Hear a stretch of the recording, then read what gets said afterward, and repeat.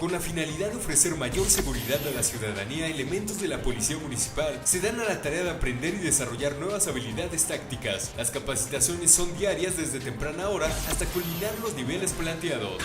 Continúan los trabajos de construcción en Barranca San Cayetano, Avenida 7 Oriente y 6 Norte, así como la ampliación de drenaje sanitario en Colonia Villa Esmeralda.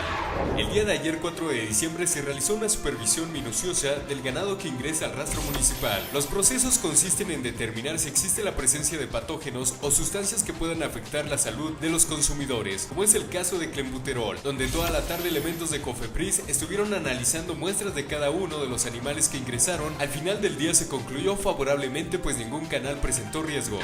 Con la finalidad de evitar enfermedades cardiovasculares, se inició con el programa Encerdan tu Salud Te Mueve, que consiste en realizar actividades deportivas matutinas. Se buscará continuar con estas disciplinas para la población en general. A través de este medio se le invita a participar en el evento de Mega Zumba que se llevará a cabo el domingo 7 de diciembre en el Parque de los Cedros. Personal de mantenimiento urbano y protección civil se dan a la tarea de verificar los adornos navideños que se están colocando en el Parque de los Cedros.